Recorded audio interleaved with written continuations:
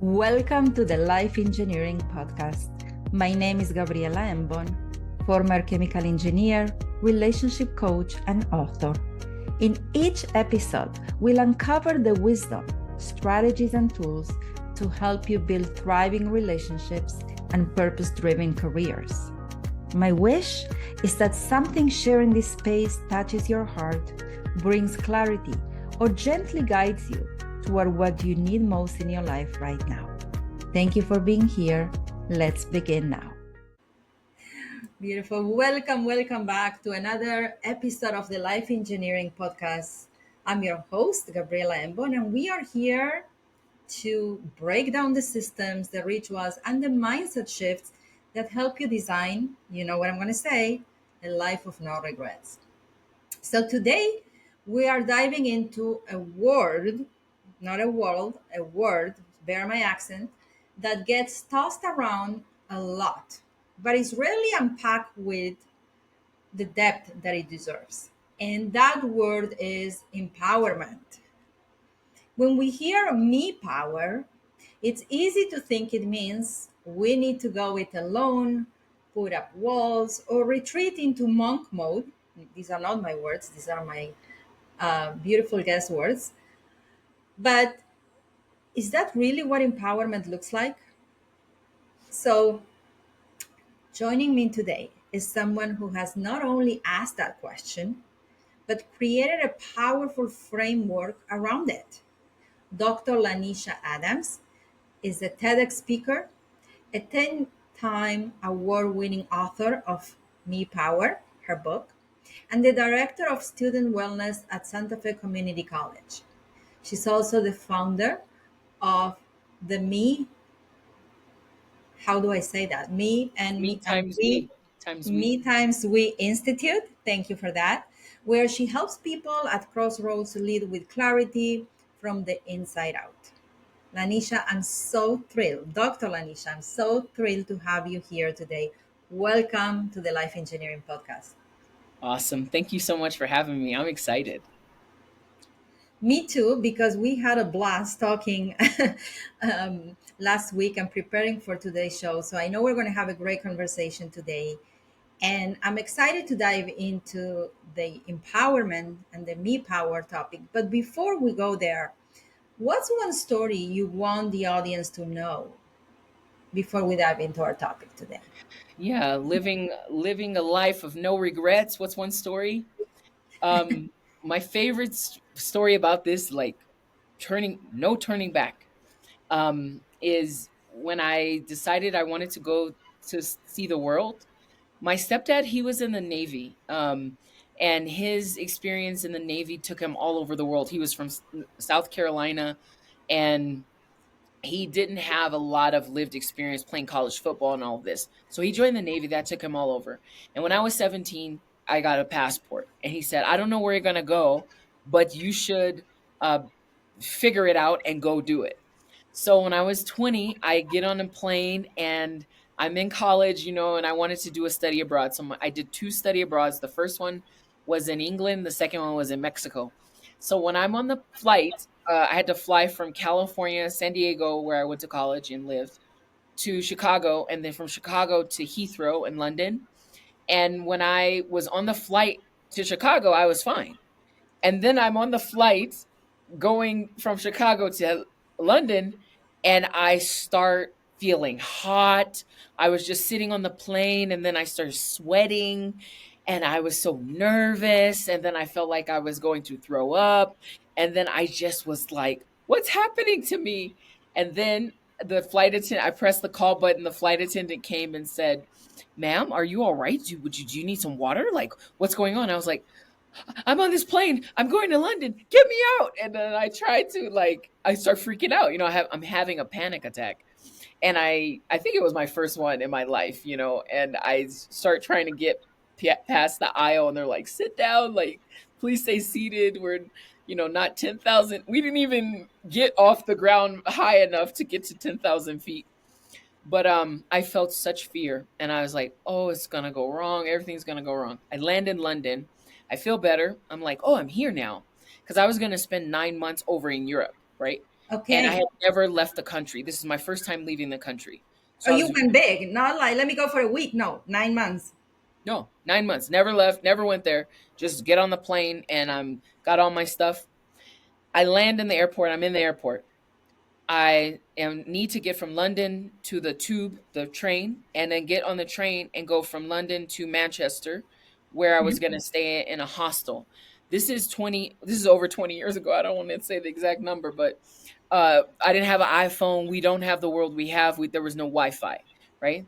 So I'm standing there in the airport. I have my calling card. I find the thing to do the calling card, and I can't do it because I don't know. You have to press the country code, because in the US you just press one, and then I mean, if That's you it. yeah, you don't have to do this country code. I had to do the US country code. I didn't know what it was. I didn't know it was one, and I just didn't know.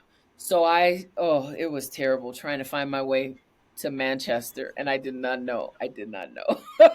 But that's the story I want to share. But the outcome of the story is that I made it to the college. I made it to the hostel. I made great friends. I made it to the college. I spent the semester there. I went over to France for the summer and Spain, and then I had an amazing 9 months. And even though I was afraid, even though I didn't know anything, I engineered my life in a way where I wouldn't have any regrets. And so that's what I want to share with the audience. I love your story.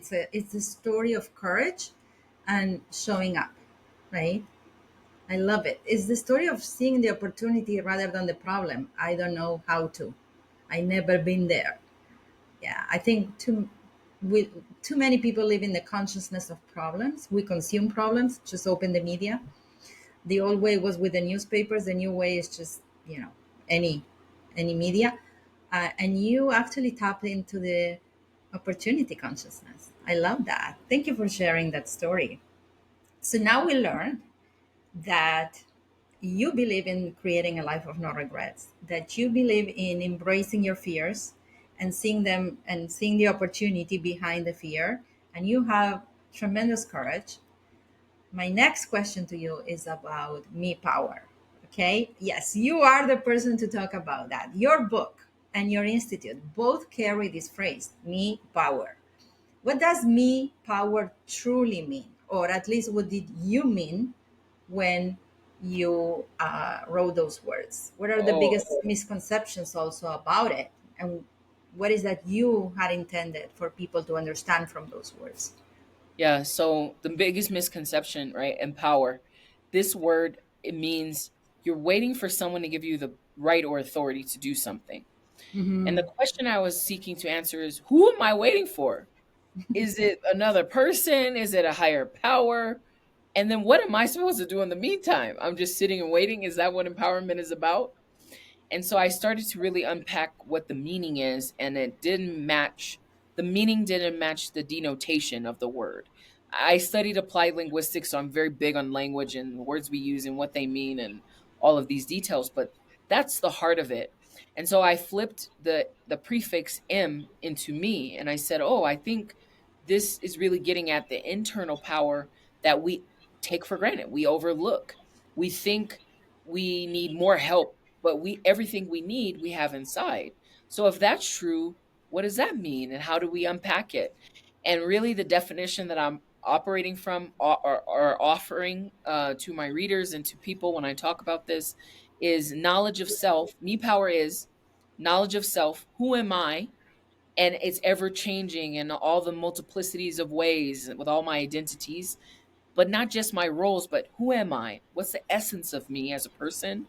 And then what actions can I take to showcase more of that in the world? And that's me power.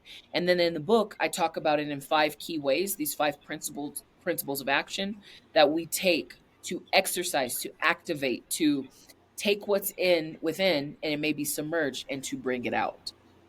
So I'm curious. You ask yourself, who am I? Let's start with the first step. Who am I? What did you find out? Well, I think the first thing I'm always talking about, because you ask someone, I ask you, who are you? We think, oh, I'm a woman, I'm a this, I'm a that, I'm a role, I'm a thing, I'm a noun, right? Like I am a noun. What insert whatever that is. And really, we should be thinking in terms of like who are we essence wise, independent of our role. Not that our roles are not important, but that who we are as people isn't defined solely by that. Because what happens if you lose your job? What happens when your kid goes to college? What happens if, heaven forbid, you're widowed and you only are by yourself? Like, then you have a crisis because you're like, I don't know who I am, because who I am is tied to other people, is tied to external things. So I really am really getting at that with that piece of it. And what did you answer to yourself?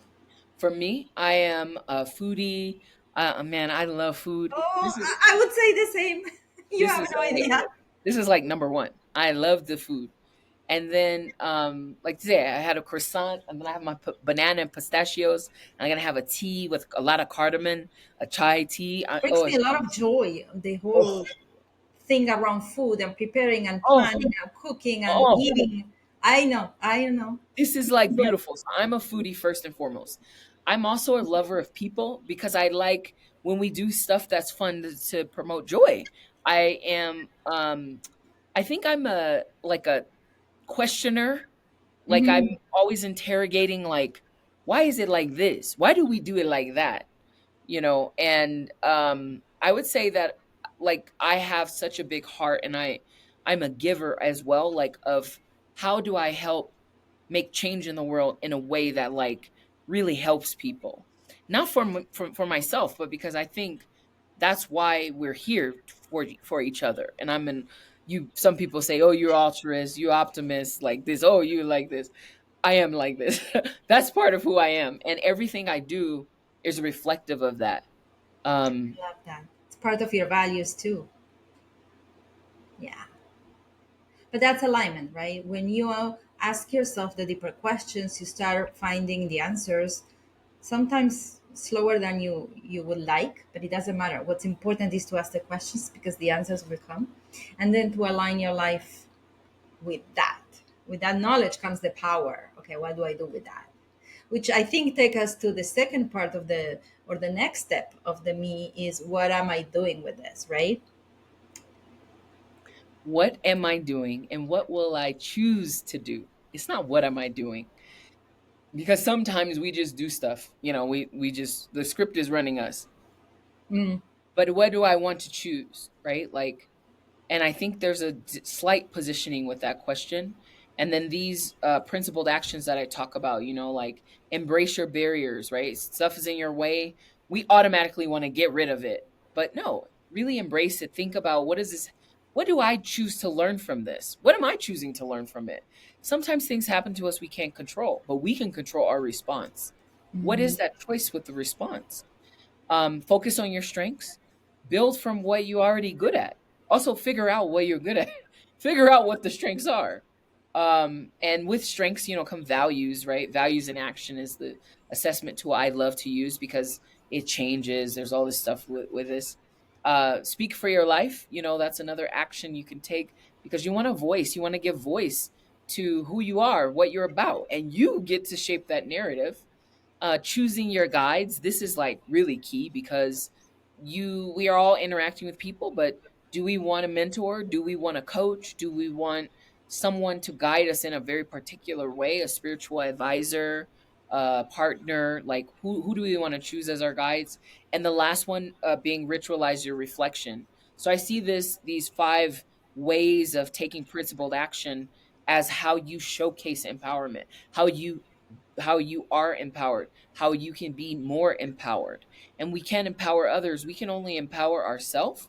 And then what we do impacts someone else. So can we help activate someone else's me power? Can we do it like that instead of like having ownership over the process? You know what I love about this is, and everything you do, is that it's very practical. It takes, yes, it takes practice. You become better at it. It offers a framework and a journey. It's not an answer. It's not a status. I am an empowered person. That's it. I consider myself an empowered person.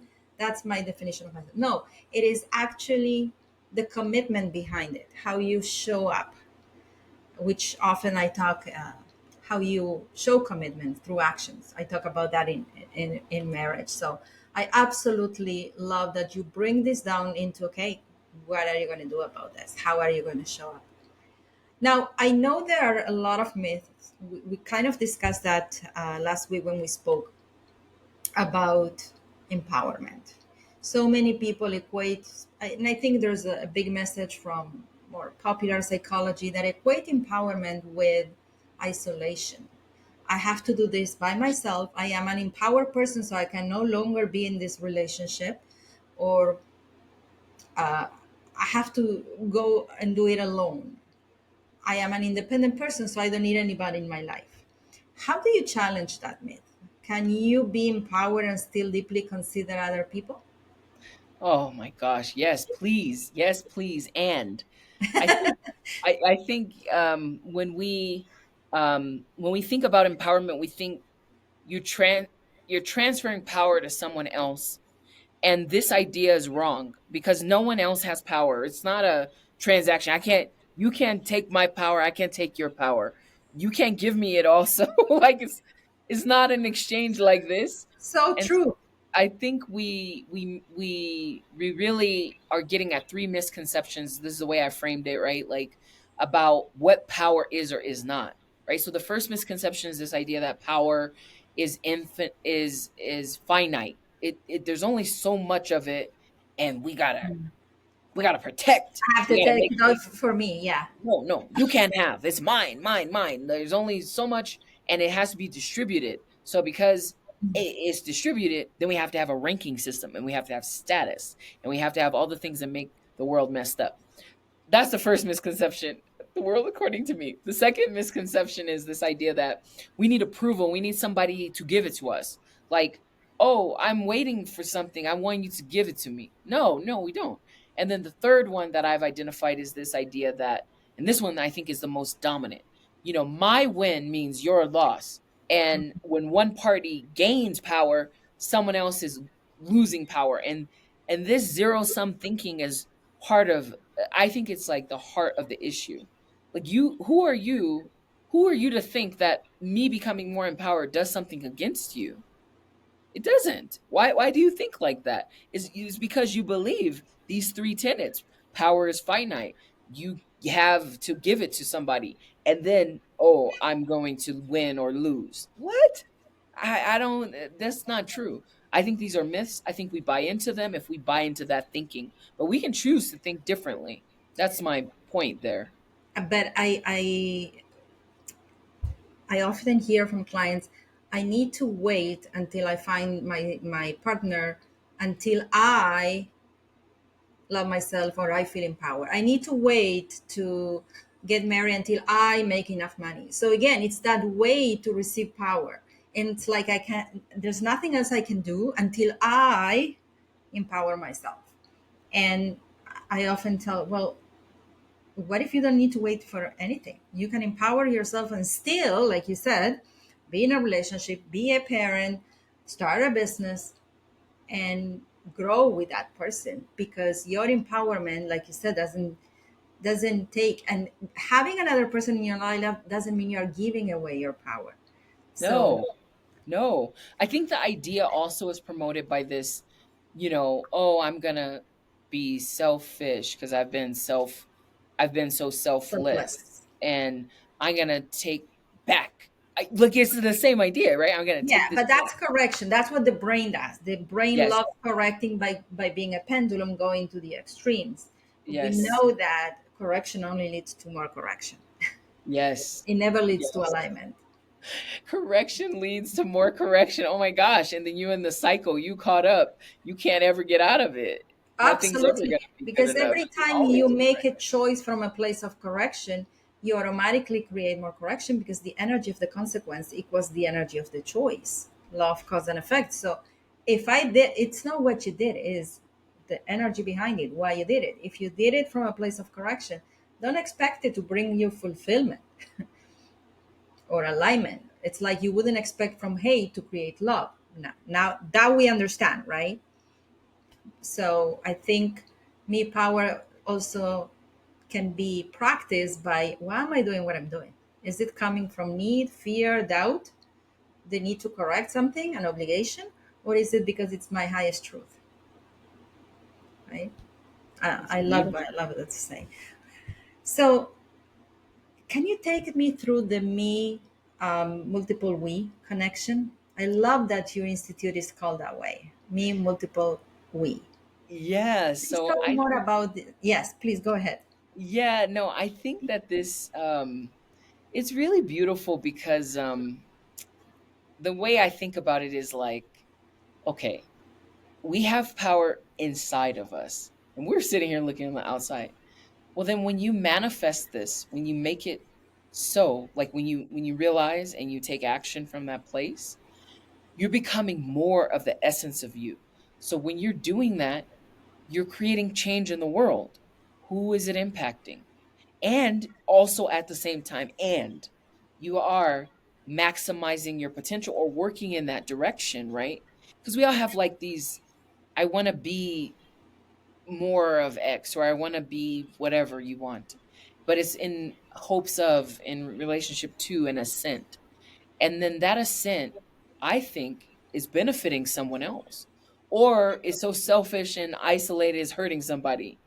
Uh I think it's not duality, but I do think we land on one side or the next. Like, oh, I'm gonna do this, and I don't really care, and it doesn't matter, and that that has like energy, like. Yeah, Or you could be like, I want to do this for me first, and it will benefit someone else. I mean, what's wrong with that? it will have a ripple effect. Yes, I mean, this is the idea. I don't know why I think, oh, this is like not a good idea. I think that this is what we're saying is not genius. I think this is basic, but actually it's not because most people don't think like this or have the ethos to operate from it because it's not a concept. It's not only a concept, it's a way of thinking and being. It's like the way I believe is you showcase what you believe through action or inaction, right? Like how am I going to be empowered? It's not a question. You have to take the step. You got to move through this question. Like for real, like how do you embody it? Well, I just stop have to thinking. I have to take action. And I think it's important. So what? You take action, it's not the right way. Well, that's why we have reverse or, turn it around, turn it to the side and then keep going. It's like if you have this idea of how it's going to benefit someone, then you're not going to hurt somebody. And if we're not hurting people, then I think we can keep going. I mean, I Then your think empowerment doesn't take from other people. no, and there's no way it could. Absolutely. And you talk about simplicity. I find simplicity is not common. And because we are so reactive, because normally our choices as adults come from a place of correction, right? Then automatically we create more correction and we get caught up in drama because it's a vicious cycle, right? Correction creates more correction. And now I react to that, it creates more react. So we get so caught up rather than going with simplicity and perhaps acting counterintuitive, not from fear, like you did when you traveled to the UK. You didn't let the fear paralyze you. You felt it, you gave it its space, but you also took action. And that's, I believe, the best way to create simplicity in our lives. Yeah. I am enjoying this conversation so much. I want to ask you one more question.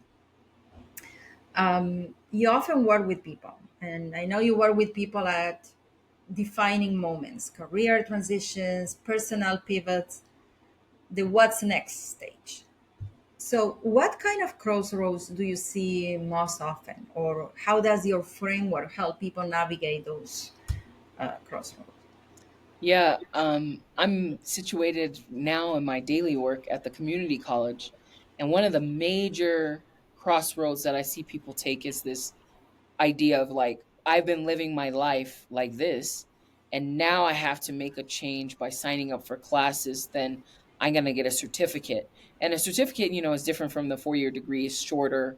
So you're going to get the education, go through that process and then start working more quickly. And so Hmm. people are really nervous because they're bringing what they know about themselves before outside of this context to bear, and it doesn't do things. It's, I'm not studious, I don't know this, I don't know that, I can't do it, da, da, da. Like, right, all of the things, because you're in a new context. Like, maybe you didn't do that, maybe you spent the last 20 years working and partying, and now you want to be studious, you want to be a nurse, right?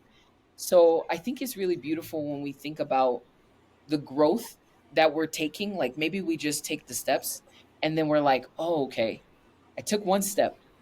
This is not going to happen in a vacuum. And then I'm going to keep making more choices so that it's part of some larger system that is supportive of that change I want to see in the future. And if I Hmm. keep thinking like, okay, like this, then I keep moving through that feeling from what was to where I'm going. And then over time, it's going to happen. But we can't think about the result before we go through the whole process. I mean, we kind of want to skip to the end, I think, most of the time. I think we want to skip to the end. Absolutely. It's the journey. It's always the journey, right? It is the Always. journey that is going to change your narrative about who you are. You help people change their narratives. And you, from what I heard you say, that people often come to these programs with a very limited narrative about themselves, and then in a way that sabotages their chances, and you invite them to create a new narrative, new Yes. place, new opportunities. Oh, that's beautiful, actually. It must be extremely rewarding for you. It's amazing. I'm like, why are we gonna be the same tree in every storm? There's storms. Life is storms. This is like, I could go right now. Right now is beautiful, but look, the sea is calm. There's gonna be a storm on the horizon. And if I'm that tree, then I need to know when to bend and when to deepen the roots, right? Because sometimes I need to bunker down. And then other times I'm going to rock and roll with it. But it's just like, what do I choose now? And I think there's so much agency when we can adapt and not stay Mm, fixed. I love that. I love that. Growth mindset, me power. I love that. Yeah. I can feel the impact that you bring to that place, by the way. Thank you. That's so nice to say. No, I can, because I'll tell you why I say that. I don't say that just to be nice. I mean it, because what I feel from the conversation with you is that on one hand, you know your stuff. You have this doctorate and you have done the work yourself, experienced the work, you have learned it, you have experienced it, you wrote the book. But on the other hand, and that's the beautiful combination, right? It's not just your expertise that are very clear, it's your empathy, it's the way you convey the messages. And I can feel how people will gravitate towards you because of your soft skills, per se, not just your expertise. And that's when you create, magical impact in the people you serve. So that's why I said that. Thank you. There's so much beauty in that magic. I mean, why else am I here? Why else am I here? I think, but to do that. So, as we are wrapping up, I have a last question for listeners now who want to step into the me power. This week, today, what's one practical tool, question they can ask themselves, or a ritual they can try? Yeah, this I love. I think one thing that is so beautiful is to, it's fun also to think about one defining moment in your life. And I think it's, pick whatever you want and then find a photo that goes with the idea, or maybe just start from the photo. You can do it like, I want to pick a defining moment, like I graduated, or I took my kid to college, or I had the retirement party, or whatever it is. Or you can just pick the photo and say, there's something special here. And I'd love for folks to ask themselves, with the photo, what's happening in the photo? What was I thinking about? What was my life like then? And then how does that compare to now? And it's so broad, but it's beautiful because it provides like space for you to look back to that time then, and then think about yourself across time and space. It's beautiful. So I encourage people to do this as an exercise. Oh, that's a beautiful exercise. I'm gonna do it myself, actually. I love that. And please, Lanisha, share with the audience where can people find you and your book. And I Yes. think you have the ebook available, right? Yes. We're gonna post the link to the ebook in the captions. Yeah. So please share your Yes. So findings. for listeners, we're gonna give you the audiobook for free. And I recorded in studio, which was all professional done, but and I have clips from people that I interview in there. So it's Oh, really that's cool to amazing. listen to the audiobook if you're into that. I'm not a big fan of audiobooks, but it is nice when you're doing something else and you can still learn. So I want to share that with the audience. And then people can connect with me on social media, all the platforms. I'm at Ed Linguist. We'll put that in the show notes. But then um, just send me a message. And I send audio notes back to almost every message I get from people. So tell me you listen to the podcast and you're engineering your life like X. And I'm gonna be so excited to hear from you. And then I on LinkedIn, I'm really big on LinkedIn too. So if you find me on there, send me a note and I will add people and I always write back. And I write back. My AI and my virtual assistant don't write back. I write back. I love that. Wow, Lanisha, thank you so much for bringing so much clarity to this conversation. I absolutely love how you reframed empowerment, not as isolation, but as agency that's deeply connected to others, the me, multiple we. And for everyone listening, I highly encourage you to grab a copy of her book or listen to her audiobook. It's going to be the link is going to be in the notes of the podcast, the Me Power book, and check out the Me Multiple We Institute for more resources on leading from the inside out. All right. Thank you. Thank you, dear listeners. Remember this: empowerment isn't about going it alone. It's about asking the right questions, opening yourself to a new perspective, and aligning your actions with both your values, as Lanisha shared, and your community. Thank you, Lanisha, for being here with us. Thank you for tuning in to the Life Engineering, dear listeners. If you love today's conversation, please share it with a friend, subscribe, leave us a review. We really, really appreciate that. So until next time, keep designing a life of no regrets.